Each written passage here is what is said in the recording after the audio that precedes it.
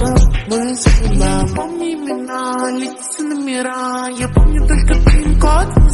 পিন্টু, জানিস আজকে আমার দাদু না আমাকে একটা হেভি জোক শুনিয়েছে।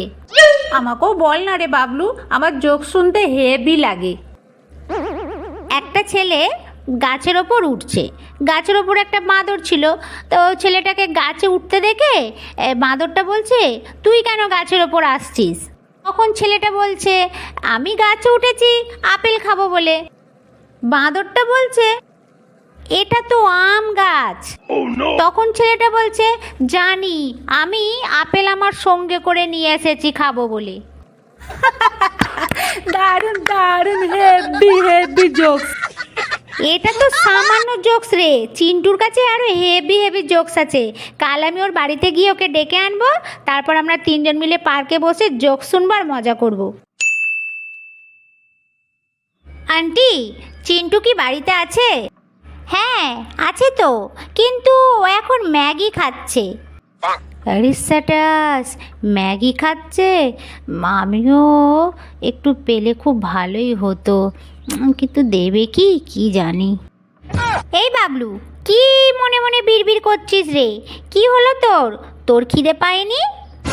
এই তো সুযোগ, বলেই দিই, যদি একটু ম্যাগি পাওয়া যায়। হ্যাঁ আন্টি, আমারও খুব খিদে পেয়েছে। হ্যাঁ, আমি ঠিকই ভেবেছি, এত বেলা হলো, তোর আবার খিদে পাবে না, বাচ্চা মানুষ। হ্যাঁ, হেব্বি সুযোগ, এই মনে হয় ম্যাগির অফারটা এলো। বলছি কি বাবলু, চিন্টু তো এখন ম্যাগি খাচ্ছে আর তোরও খিদে পেয়েছে, তুই কি এখন খাবি? হ্যাঁ আন্টি, খুব তো খিদে পেয়েছে, আমি খাবো। আচ্ছা ঠিক আছে, তাহলে তুই আর দেরি করিস না, তাড়াতাড়ি তোর বাড়িতে গিয়ে খেয়ে চলে আয়। আয়, এ কি হলো? আমি ভাবলাম আন্টি আমাকে ম্যাগি দেবে।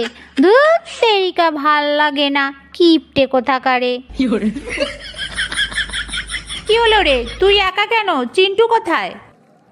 আর বলিস না, চিন্টুর বাড়ি গিয়ে যা ঠকান ঠকলাম, আমি রেগে মেগে চলে এলাম। কি হলো আবার? কি হলো সেটা জানার জন্য ভিডিওটা একটু আগে গিয়ে দেখতে পারিস।